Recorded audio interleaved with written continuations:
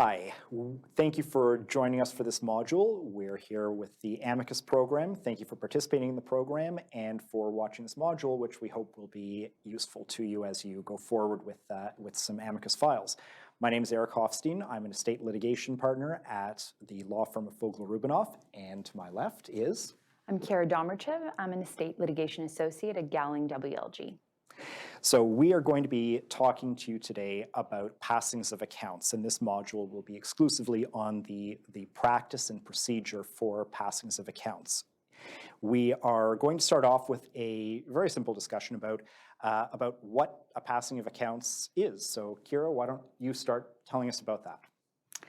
Yes, thank you, Eric. So a passing of accounts is essentially a court audit of a trustee or a guardian or an attorney's accounts in managing property. So it could be property of a trust, it could be property of the estate, it could be property of an incapable person, and it is essentially all the ins and outs and just an audit of everything that's been done in the administration. And do you have to pass accounts as a fiduciary? And we'll use the term fiduciary as a generic term for estate trustees, trustees, attorneys acting under a power of attorney, guardians acting under a court-appointed guardianship order. So as a fiduciary, are you required to pass your accounts? Generally not. You could be compelled to pass your accounts by a beneficiary or a party with a financial interest in the assets or trust, again, or the estate, but it is not an automatic thing. And it is important to remember that if you are moving to compel an accounting, you have to actually show why it might be required. But sometimes you may want to pass your accounts, and Eric, maybe you could tell us why that's something you might want. So there's a certain comfort that a fiduciary will take from a passing of accounts. What a passing of accounts will do primarily for the benefit of the fiduciary is during the accounting period, what we call the audit period, the period over which the accounts span that are being passed with the court. When a fiduciary passes their accounts for that period, they can close the books on their administration of the assets during that period of time. And they can move forward knowing that those transactions can no longer be challenged. And there are some very few narrow exceptions to that, which is if the attorney has committed fraud, if the attorney has, the fiduciary rather has committed fraud or has hidden certain transactions, has not been forthright, then those accounts can be reopened. But if you get a judgment passing your accounts for a particular audit period, the fiduciary can then move forward knowing that those with a financial interest can no longer challenge those transactions that occurred during that accounting period, during that audit period. And what a fiduciary can do as an alternative to passing their accounts is they can ask those with a financial interest, typically the beneficiaries, they can ask those beneficiaries for a release, releasing them from any liability for those transactions during the audit period. And there can be some advantages to doing that. It can be a less expensive, less time-consuming process. So if there really isn't any animosity, if there's no acrimony, no reason to expect that any accounts will be challenged, the fiduciary might want to present the accounts to those with a financial interest, just call them beneficiaries for our purposes now, can produce those accounts and details of the transactions to the beneficiaries. They can review them in a bit more of an informal setting, and if they're satisfied, the fiduciary can then ask those beneficiaries to sign a release. And that release can offer protection to the fiduciary going forward for that audit period. However, a release is never as good as a judgment, and sometimes a release isn't an option. So for example, when you're dealing with an attorneyship or a guardianship, you're often dealing with the assets of a person who's not mentally capable. And that person cannot give a release. They're not capable of giving a release. And so the only option that the fiduciary might have is to pass their accounts, to get a court judgment passing their accounts. So it does take longer to prepare accounts in the unique format that the court requires for a court passing accounts, what we call court form accounts. It takes longer to to create the accounts in that very unique format. It costs a bit more. If you're doing it informally, the fiduciary might just produce bank statements. But if you're going for a court passing of accounts, you have to do it in a very specific format. And not every accountant is able to produce accounts in that format. So you have to go to someone who knows what they're doing. And that process can take longer, it can cost a bit more, and of course you're in the court process at that point, so of course it's necessarily going to take longer than simply getting beneficiaries to sign a release. Kira, why don't you tell us a little bit about how you start the process of passing your accounts? So the process is started by issuing a notice of application to pass accounts. It has a very specific format that's quite different than a regular notice of application on the estates list. It has to have certain information like what period your accounts are for, what they're for, who the trustee is, how much compensation is sought, and then the application record, which will include the notice of application to pass accounts once issued, also includes an affidavit verifying accounts from the fiduciary. And that's not a typical affidavit either, absent some extenuating circumstances. It's really just a few sentences verifying the contents of the accounts, making it clear that they're accurate as at whatever date it's for.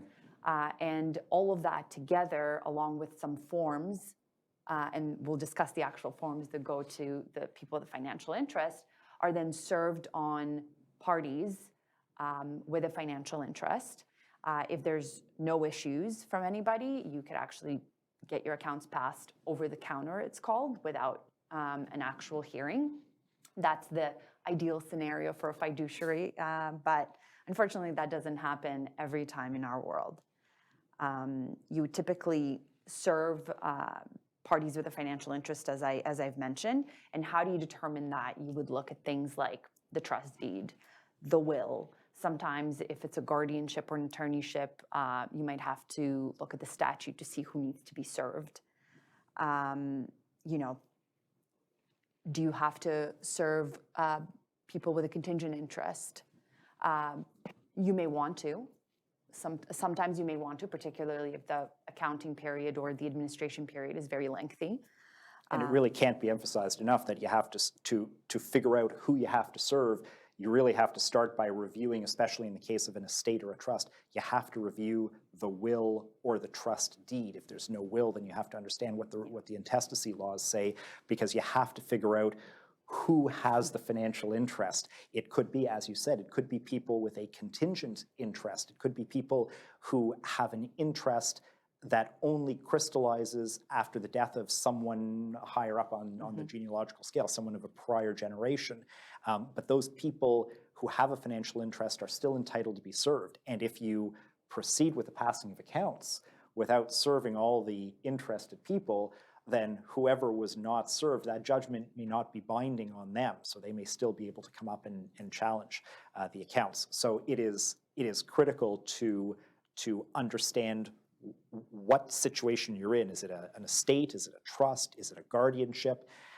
And to read whatever the constating document is, whether it's a will or a trust deed, or if it's a statute, and understand who the interested parties are.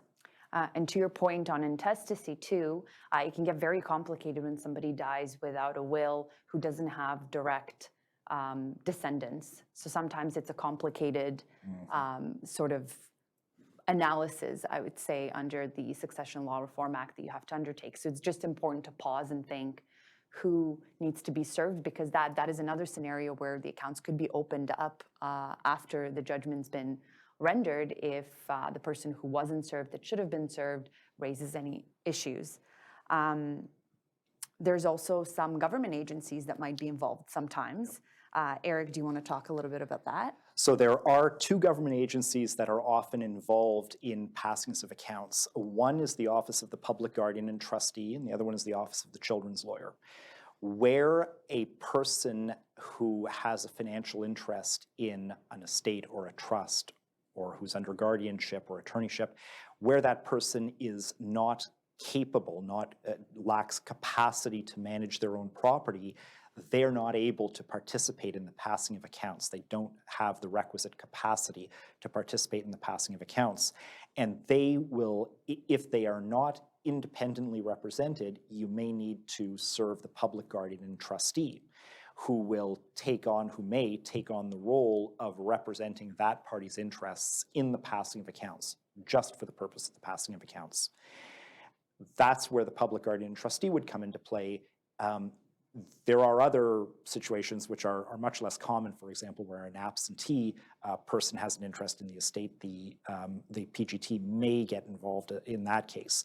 The Office of the Children's Lawyer gets involved where there are interests of unborn, unascertained, or minor people. So children who are minors, children who are unborn, and if that sounds unusual, it's because there can be wills or trusts that provide contingent interests to successive generations, people who may not yet be born, people who could in the future be adopted by family members, or by beneficiaries, and who may become beneficiaries by virtue of that relationship.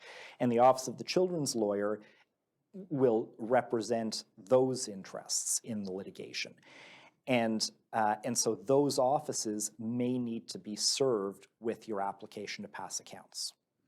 Kira, why don't we go on and you can talk about the format for the passing of accounts and who you would go to prepare the accounts in the correct format for a court form passing. Yes, so we addressed the court format accounts very briefly at the outset, but as Eric said, it's a very, very specific format. It is generally not an accounting format that you might expect if you don't know what it is. And so many accountants are usually confused by the format because it's quite different than a regular accounting. And so you may want to have a law clerk who is well-versed in preparing these kinds of accounts, prepare them to ensure that that format is complied with, or at minimum, an accountant who's worked with an estate previously. That format is important. So as Eric mentioned, if it's possible to, for example, deliver informal accounts outside of the court process, that's fine. But if you're in the court process, you have to have this format complied with. So you can't have bank statements or an Excel spreadsheet submitted to the court. So very important to keep track of that. Earlier, I also mentioned that when you serve your materials, certain forms are to be included for the people that you're serving in the application record. So one of those forms is a notice of objection. Eric, why don't you tell us a little bit of what that is? So once the accounts have been prepared and they've been put into an application record with that verifying affidavit that Kira talked about, that application record is then served on those people with a financial interest, those government offices that I mentioned, and those people have an opportunity to review the accounts and decide whether there are any concerns. And if they have concerns, they would put those concerns in what's called a notice of objection. Notice of objection to accounts is the full name. And it's a form prescribed by the rules, and it provides a structure for organizing the objections. Really, it's two main sections. One dealing with any claim for compensation, any objection to the compensation claim, and one section dealing with any objections to the transactions themselves. That notice of objection is like a pleading in a normal civil action. It forms the basis for the litigation, and it defines what issues are to be litigated. So and the reason I mention this is that I'm trying to emphasize the importance of being clear and detailed in the notice of objection. The notice of objection to accounts should set out, when it comes to the individual transactions that are being challenged, should set out exactly which transactions you're complaining about. It might be one transaction, for example, the sale of a piece of real estate. Maybe the objector feels that the fiduciary has sold a piece of real estate for below market value. Maybe they sold it to their friend for below market value, tried to give them a break. And so the objection might deal with one particular transaction. So in that case, you might identify the transaction as, this would be a capital receipt, for example, if it's a sale of real estate. So you might say on the accounts, it'll be under the section of capital receipts, it'll be itemized as CR and then line number whatever, 148, for example. And so you'll identify CR 148. The objector states that the property was sold for below market value, and then you might even want to provide the evidence that you have for believing that it was sold for below market value. You might attach an appraisal that you've obtained of the property, or some information, some allegations about why you believe that it was sold for below market value. It could be a series of transactions. So for example, there could be a series of payments of a credit card. Maybe the objector feels that the credit card was being used for personal expenses by the fiduciary, and that it shouldn't be paid off by the assets of the estate or the trust or the incapable person. So you might identify 4 or 5 different transactions. Revenue disbursements, items 32, 38, 41, and 60 are payments of a Visa card that we object to on the basis that this was the personal Visa card of the fiduciary. That might be how your objection reads. So you want to be very detailed in your objections so that the court and the parties understand what the scope of the dispute is about. And you are normally not permitted, this will come out later when we talk about orders giving directions, but normally you're not permitted to go beyond the objections that you've raised in your notice of objection. There are exceptions, of course. We won't get into details about that, but normally you want your notice of objection to define the scope of the issues that are in dispute. Why don't we now move on to talking about orders giving directions and the next steps in that litigation process. Kira, why don't you start us off? Yes, thank you, Eric. If you're in the world of an order giving directions, it means that you are not passing your accounts over the counter and you're in the litigation world. There are model orders on the estates list that are actually available through the government website that are a great starting point. And they're actually a great resource for the preparation of notice of application as well, just as an aside. But that's a great place to start to look at to see what an order giving directions should look like. Typically, you will want to address productions of financial records, because what's the biggest question in the passing of accounts? It's always about the dollar, and so about the financial issues. So you will want to address that. One other important aspect of an order giving directions is also defining where the litigation is going, what are the issues to be tried, and so does it need to be converted into an action? Why would it need to be converted into an action? For example, if in the course of a passing of accounts, an objector discovers that there's some claim that needs to be pursued against the fiduciary for, could be wrongdoing, it could be conflict of interest, could be money that was improperly spent or utilized in a way that's improper, you will want to actually start a claim. Because a notice of objection, while we compared it to a statement of claim in the sense of, it has to be very comprehensive, it is not a statement of claim. And so that consideration needs to be had as to whether or not that needs to happen. It is very important not to conflate statements of claim and applications. They're inherently different things and the process is different. So for example, if you're at a point where you think that you might need a trial of an issue, of various issues or whatnot, you're thinking, do we need to exchange affidavits of documents above and beyond any vouchers that might have been provided by the fiduciary? Do we need examinations for discovery as opposed to cross-examinations limited to the accounts and the affidavit?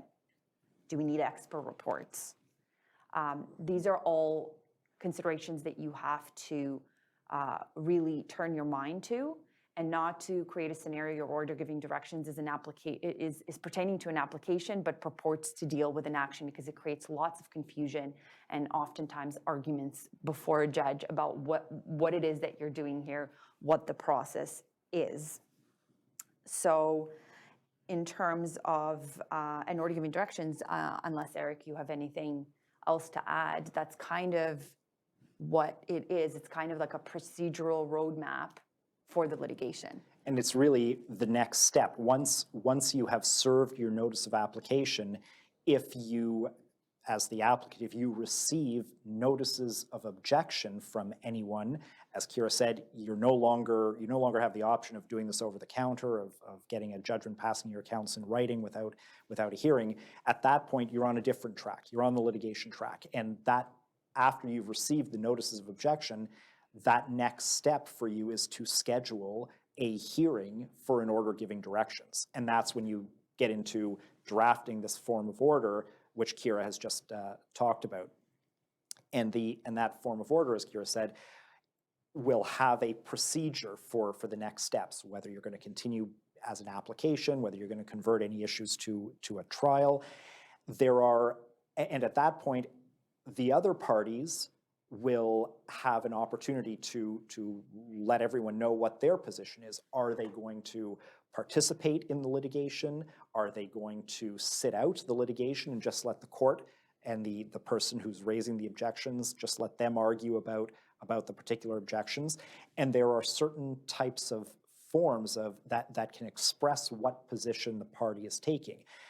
Oftentimes, if the Amicus program is involved, it's because you're being brought in for the purpose of litigating. But you should be aware that there are some less active positions that you can take. Kira, why don't you tell us about notices of non-participation, requests for further notice, and that kind of position that you can take if you're not objecting or bringing the application to pass accounts. Yes, thank you, Eric. The requests for further notice are really notices from individuals who want to be apprised of what's going on but don't really want to take on the risk of getting involved because, and we'll discuss that later, of course, getting involved in litigation as an objector, there is a risk of costs at the end of the day. So a request for further notice is really just a notice saying, keep me up to date in terms of what's going on in this litigation. And the rules actually specify exactly what it is that you need to send to a party that's delivered a notice like that. Mm-hmm. By the way, Rule 74.17 and Rule 74.18 of the Rules of Civil Procedure is where you might want to go to look at for this and other deadlines associated with these forms, because unless there's a timetable that's set up in the order giving directions, you are bound by very, very specific deadlines for the delivery of all of these forms. And that cuts both ways for the fiduciary and for any parties participating. There is also something called a notice of non-participation, as Eric said. That is typically something that is delivered by a party who doesn't intend to participate at all. If there's a resolution of any kind, you would typically still have to let them know. But these forms are often seen from agencies such as the Public Guardian and Trustee, the Office of the Children's Lawyer. And why that happens often is that if you're trying to address your accounting with these agencies, if they represent anybody in an administration, they typically don't sign off on a release like a private person. And so what they'll often say is, do your passing of accounts and we'll deliver this notice, and then you would simply pass over the counter. So that's what that notice means. There is also something called the request for increased costs. Very, very important to take a look at, because there's a chart that prescribes how much you can actually collect for passing as a fiduciary, and the costs are very, very low. Hasn't been updated in years. I think the highest is $3,500, if I'm not mistaken. Or something. Yep. And so, typically costs will far surpass that amount, especially if you're in the litigation world. So you have to consider bringing that request, serving, obviously, filing with the court. And there's a deadline for that as well. So beware of that deadline, and all deadlines. Deadlines.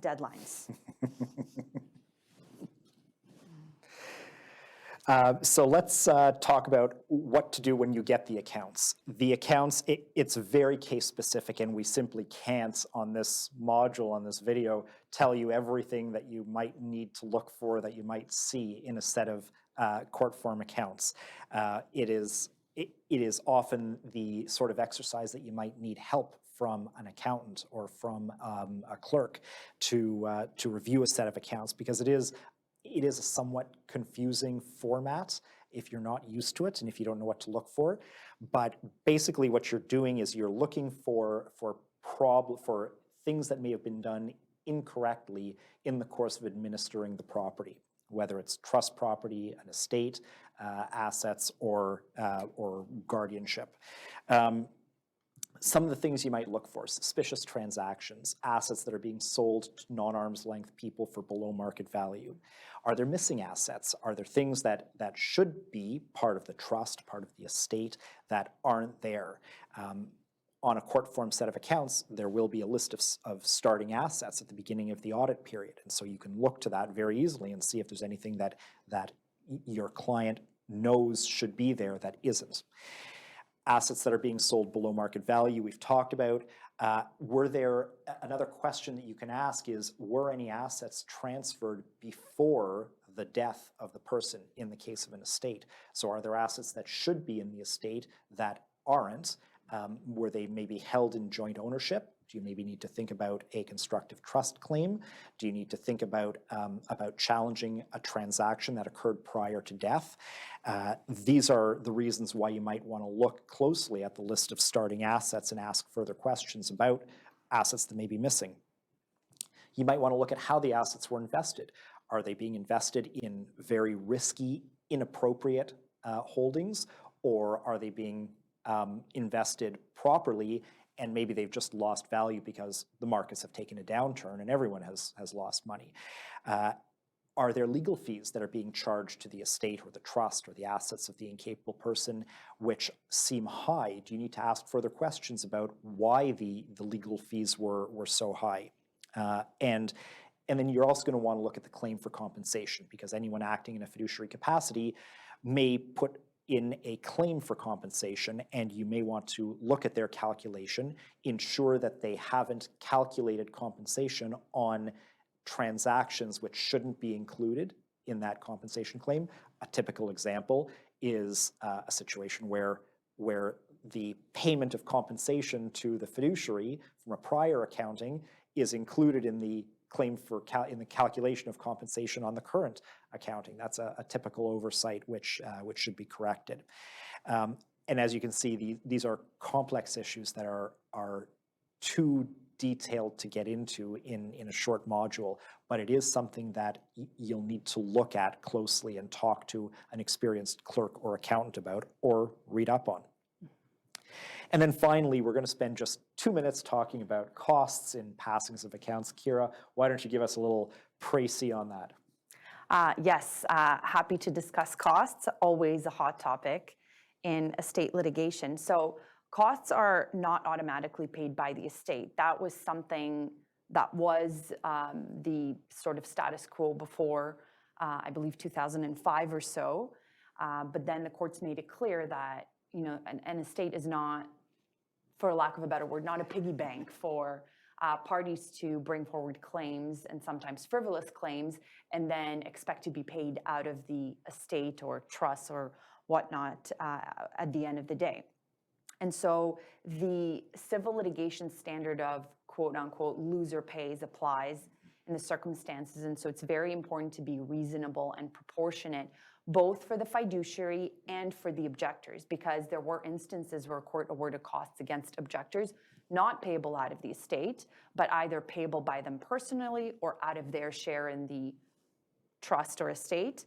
And so that's not something that you want to end up doing, particularly if full-blown litigation gets to the Superior Court of Justice, God forbid, goes to the Court of Appeal. You're looking at hundreds of thousands of dollars that you might have to be responsible for. And so it's just important to keep track of whether or not you're being reasonable and proportionate. For an objector, if you received a response from the estate trustee that is satisfactory, you may want to consider amending your objection, withdrawing those objections. Same goes for the fiduciary. If there's something that needs to be conceded, perhaps consider doing that before it gets to the court and it goes badly for you. And so Costs should be at the front and center of the party's consideration when getting involved in a contested passing of accounts. And you have an opportunity to do that once you receive the notice of objections. Obviously, if you're the one bringing the application to pass accounts, you should review those objections carefully. Some of them may be correct. There are mistakes that can happen when preparing court form accounts, and some of the objections correctly point out innocent mistakes, which can easily be corrected without any dispute, and that's your chance to do it when you're doing the order giving directions after you've had a chance to review those objections. You can concede some of those objections, correct the accounts, and that way the order giving directions will bring the litigation forward only on those issues which are truly in dispute. So that's all that we're going to cover for today. Thank you again for being part of the Amicus program, and I hope you found this useful. Thanks a lot. Thank you.